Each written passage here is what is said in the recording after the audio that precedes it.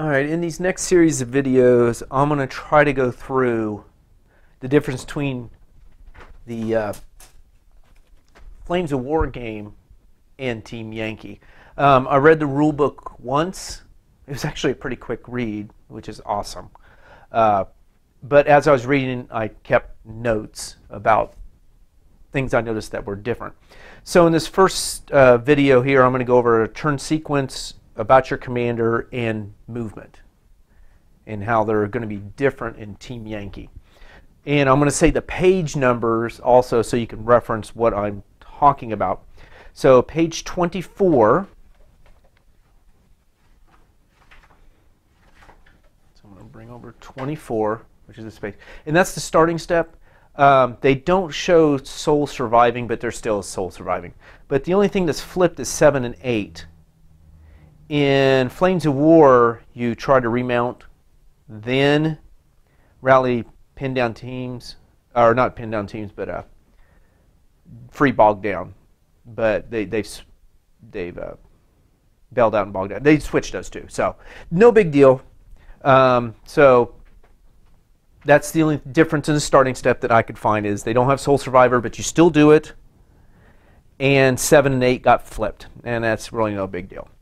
So we're going to go on to page 25, which is talking about your commander. And there's some little special rules about your HQ commander. He can join any other unit, but in Flames of War, if he gets shot at, he can join a unit. This one, though, says, and it's the second paragraph here, maybe I'll zoom in a little bit here. So you kind of see what I'm talking about. It's right here in the second paragraph. See if it'll focus a little bit. Can you focus, camera? There you go. Focus. Oh, it's having spasms here. There we go. Okay. I don't know what that was about. So a commander can join any unit from or supporting its formation at any time, except in the middle of an activity such as your opponent shooting at the commander or unit.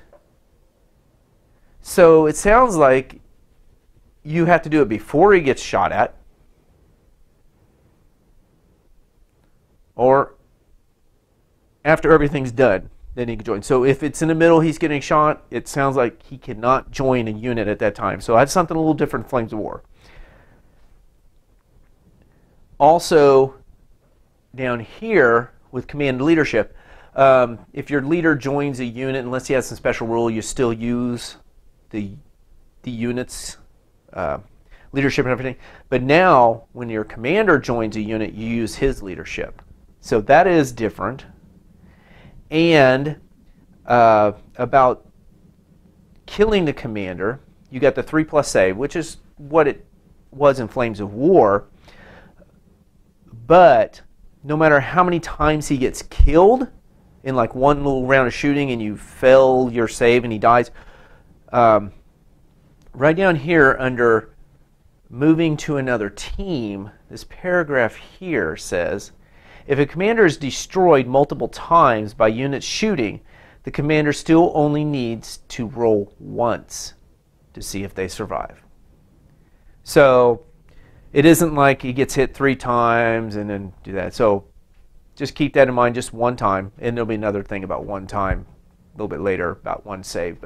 So that's something to keep in mind about your commander. So now we're going to move on to movement. And I'm going to go to page 30. So that's this page here. And there's the different movement types they talk about. But down at the bottom, you can take your helicopter and just have it leave the table. And then on your next turn, you can bring it back into the game. So that's something kind of different. Of course, we haven't had helicopters in Flames of War, but a lot of times if your stuff, unless it's a transport, voluntarily leaves the table, it's normally not destroyed, unless that skill test thing, but it's normally not destroyed and you can't bring it back. Helicopters, I'm just going to say helicopters because the aircraft like the A-10 Warthog automatically leave. But if they're in a really, I don't know why you would, I guess to save them from getting shot on the next turn. You know, take them off and then bring them back on your next turn. So you can take the aircraft off the table.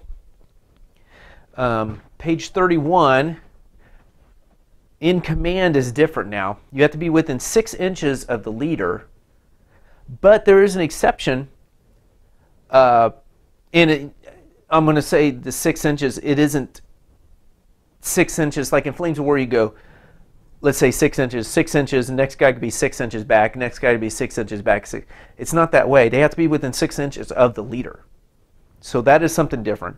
However, they do have this thing about you could be within 16 inches if you're line of sight, if you're, and they show an example here of being abreast. So if your guys are all kind of advancing along here and they're right across from each other going in the same direction, as long as they're within 16 inches and in line of sight, you're still in command. So that is kind of a different deal about in command in Team Yankee. Another thing is with this moving through enemy down here, used to be, you know, tanks can cross tanks. You can have your Sherman run over a T-34 and just keep going. But, you know, they say like the T-34 got it out of the way and stuff like that. But in Team Yankee, teams cannot move through enemy teams under any circumstance. So that is not allowed in Team Yankee. Now page 32, and basically I'm just going to go to the cards for this, and that's moving through terrain. It used to be if your tank was moving through terrain, bogging check, of course, you still do bogging checks, but it can go like 8 inches. Jeeps like 4. Now what you do is you look at the card. And the tactical speed is if you want to shoot. These dashes is if you don't want to shoot, but if you're going through terrain, this can go 18 inches. If you're going cross country, 28, and if you're on the road, 32. So now you have to look at these cards for what movement rate you would have, depending upon if you want to shoot or if you're just dashing and you're going through terrain, cross country, or road. So that is something a little different.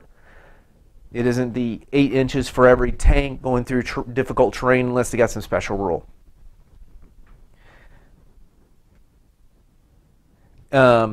Also, you no longer do, like if you got bogged down and in your next turn you're trying to roll again on a bog, it's automatic now.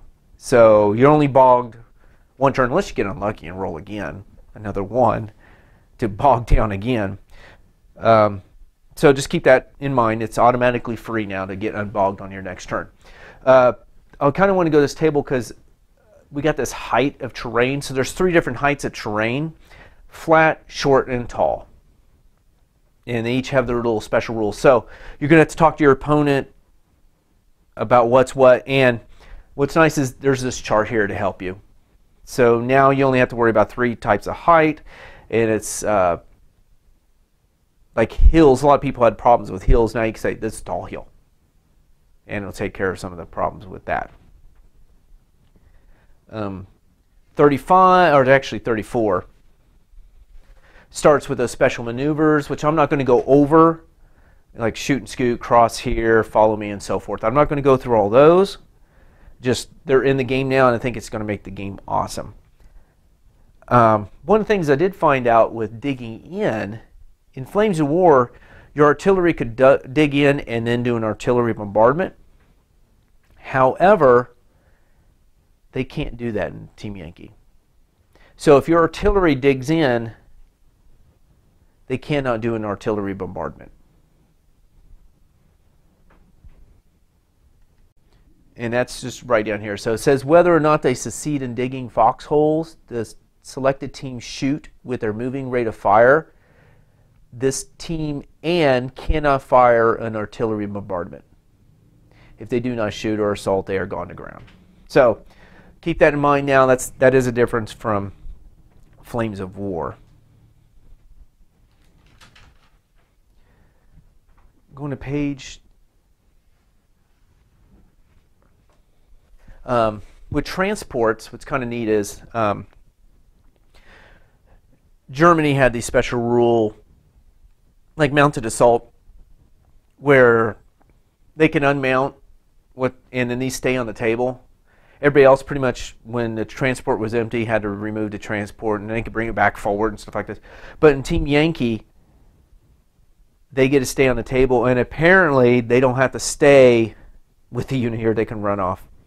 Oh, that's true with any, I should have talked about that too. That's true with any unit. As far as like in command, I should have talked about it in command there.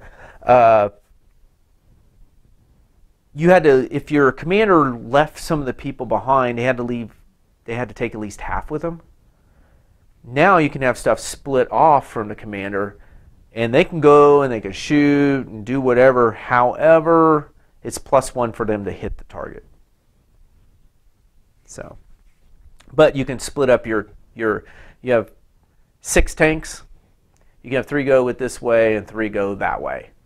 And this one has the commander, so these guys are +1 to hit, but they can go do whatever they need to do.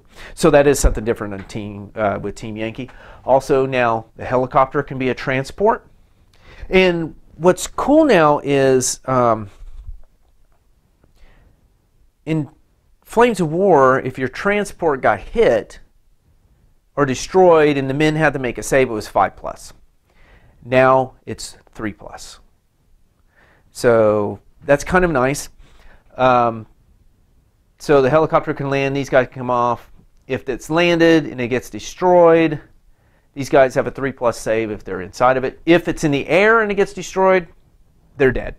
So be careful with that.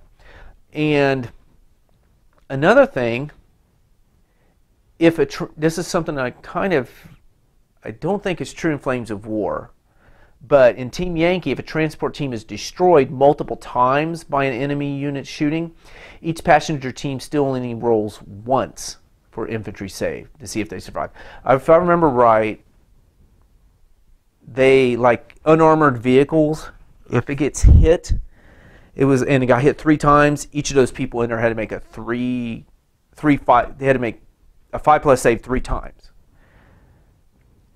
And I'm pretty sure that if an armored vehicle got destroyed twice, they had to make the 5+ save twice. So I can't remember exactly, so I'm just bringing this up just to make sure that just like your commander, if he gets destroyed multiple times, has to make that 1 save, 3+ save to keep him in the game, or a 4+ save to keep him in the game. These guys in transport, no matter how many times this helicopter gets destroyed, if it's on the ground, it gets destroyed 5 times, they only have to make 1 save. And it's 3+ instead of 5+ now. And that's pretty much all I've got right now, because we will be heading into shooting on the next video. So that's the differences between Flames of War and Team Yankee as far as the turn sequence, your commander, and movement. So see you next video.